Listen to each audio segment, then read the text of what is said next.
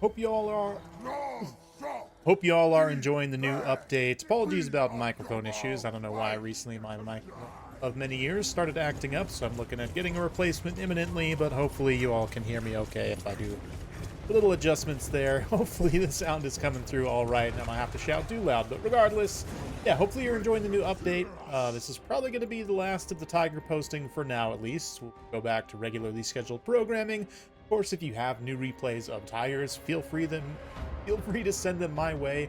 Feel free to send me any replays you have that are interesting from the new patch. Honestly, yeah, there wasn't a ton of updates. I didn't necessarily expect there to be a ton of updates, given it's all hands on deck for Lords of the End Times. But speaking of Lords of the End Times, today I'm going to take the new Cathay tools into the Empire up against old Boris Toddbringer. Let's enjoy old Boris while we can. He's going to be replaced by new and improved Boris. But as for my build, I'm going with kind of a proper Cathay Rush army. We've got 3 Iron Claw Tiger Warriors. I've got the Sawai, Tao Yan, and then the Shadow Caster here. First time seeing the Lore of Shadows, Lore of Shadows caster. The Claw Speaker has this Arcane Hymn, which gives him extra power recharge and power reserves, which is one of the most bestest and most important things you can have as a caster. Super awesome to have. And of course, with Lore of Shadows, we've got Pit of Shades and Enfeebling Foe. The Sawai is amazing in general. He's going to be, as a general, and in general, he's got nice anti-large here. Basically, he's going to be mirroring wherever the Griffin Lord lands in a particular matchup. But already the rockets and rifles of the Empire punishing me. Tao Yan the Merciless up front. Peasant Archers, Peasant Spears. Basically it. Oh yeah, and then a bunch of Jade Lancers as well. The pretty key rush component here. Big fan of the combo of the Tiger Iron Claws and the Jade Lancers, or Peasant Horsemen, honestly. Both good in different configurations, but just excellent units at supporting each other. For my opponent here, Samurai Warrior, he's gone with a nice gun line. He's got the Sunmaker, 2 Hawkwood Long Rifles, some Spearmen, and some Empire Knights, some Great Swords as well. Potentially a really nice tool against Cathay. Gonna open with a Pit of Shades here on those long rifles, force them to either move or stand and, excuse me, take a bunch of damage. They choose the latter option there. Boris gonna quickly just land, test his metal here. I don't know if this was a misclick or what, but yeah, against the Sawai and the Claw Speaker, it won't be great, but Samurai quickly notices and is disengaged there. Now Yan's gotten hit by those rifles pretty hard in the front line, but she's gonna charge on in and just kind of saturate in Sigmar's Sons here, try and yeah, get some cover. And speaking of the Sigmar Sons, I just decided to bypass all of Samurai Warrior's anti-large here. Just going to get a charge straight through the center. See Boris dives in. He's going to get a duel against Tao Yan. But yeah, after crushing the Sigmar Sons, just literally flattening them, all the Jade Warriors are going to immediately just pull through, charge in the backline, and get all these expensive range units. Meanwhile, Boris taking some brutal wounds over here, losing pretty hard in the duel with Lady Lubu. Yes, very cool animations. Ooh, whoops, the sword out on that one. Nice. Quick strike with the trident. And yeah, Boris is getting absolutely wrecked. A little comet lands. It's going to wreck some of my Peasant Long Spears, but they are just Peasant Long Spears after all. Peasant Archers doing a nice job here in the back line. I've been able to beat in detail these Empire Knights, slowly and surely eating them alive with superior numbers of Jade Lancers.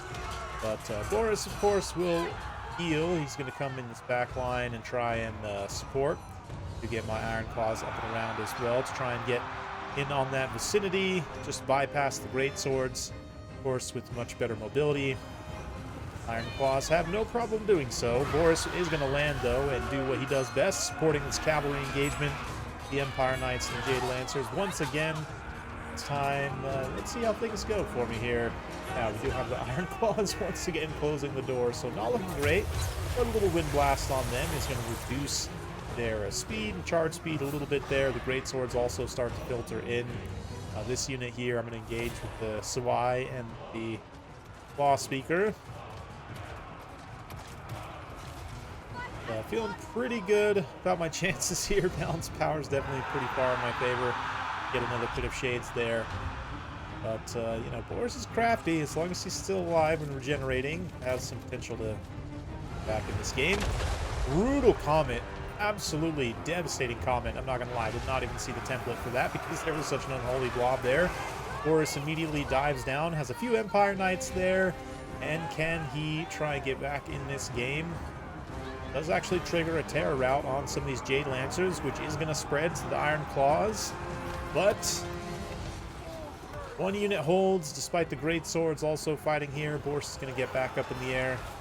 And the Fire Knights try and chase the routing Jade Lancers, but very quickly they're going to come back from terror routing and come in here and destroy these Hawkwood Long Rifles who had regrouped. The other Great Sword haven't been dealt with by my characters. Things are pretty much on their last legs for the Empire, very quickly approaching army losses. So yeah, fun that Cathay has options to be able to actually execute a pretty potent rush. Yeah, I mean, this is not, again, this is early access.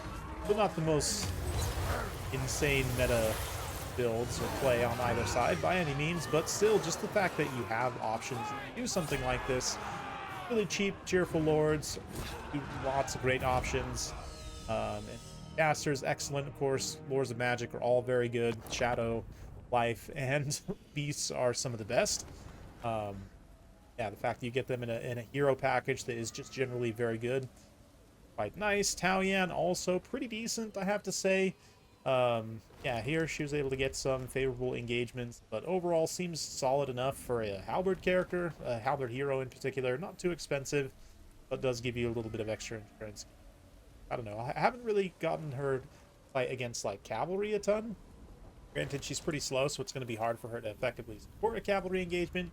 But maybe in the late game, if there's like a cavalry kind of cycle charge, I don't know. Maybe that brutal wounds can do really good damage there, or maybe nations allow her to kind of fight back decent well. Be investigated, but overall she seems pretty decent. Again, for a halberd foot character. Sawai is technically a halberd foot character as well, I guess, but really behaves like something else and just awesome character all the way around. Big, a lot of fun to use him, and I haven't had the chance. I've used Bathsheba a few times, but I do think like mainly matchups where like you're gonna fight in this matchup, right, where you're gonna fight probably Griffin Lord, or no, I guess Volkmar's probably not a common pick in this matchup at all, but just generally being able to mirror like a strong dive lord or dive monster, or be able to counteract like a monstrous infantry character. I don't know, there's just a bunch of use cases where he's really nice in matchups where you're going to be fighting more elite infantry, or even just more like hordes of infantry. I would probably say Shiva's going to be better for you in that regard. And just in general, I think like you think about Norska, right? Oh, the Sawai's anti-large would be really nice there, but Shiva also has fire damage innately. It's always a big benefit in that matchup. So anyway, I'm kind of waxing a little bit long here, but long as these long spears. Yeah, the real star actually was the Jade Lancers, and the Tiger Warriors played just more of a supporting role very tastefully this particular build. But yeah, let's see here. There we go. So overall, kind of final thoughts. Yeah, pretty much said everything I needed to say through my various videos. Check them out if you haven't. But the Tiger Warriors and the Tiger Warrior Stalkers, unfortunately, are not great right now. Not super cost effective. Might do okay in certain roles, but more situational than anything. Tiger Iron Claws, on the other hand, are pretty excellent at their intended role, it seems, and a really nice tool in your toolkit. Both the Lord options are great at their intended purpose, it seems. Both quite cost-effective as well, so definitely nice additions. And the heroes, as mentioned, are quite nice. There's something else I didn't mention, which is currently broken, actually. The Sky Lantern mount did get added for the Alchemist, but it's, like, very broken. It doesn't come up with a lot of the other upgrades and stuff you should get, like the HP, for example. So, look for that to get fixed in a few patch, then I'll probably talk a little bit about that. Really doesn't matter that much. Sky Lanterns are not like a crazy mount by any means, but it might at least keep your Alchemist safe in certain matchups where your opponent doesn't have a lot of flying tools. Put her up in the air and just cast with Reckless Abandon and not really be too bothered up in the air. So actually a nice addition that, again, I didn't really talk about because it's kind of broken right now. But we'll get there eventually. There's always more to talk about in this ever-expanding game of Total War Warhammer. Hopefully you enjoyed. If you like this sort of content, be sure to like and subscribe. Hit that bell notification. Every time I upload a new video, you'll be notified. Thanks again. We'll see you next time.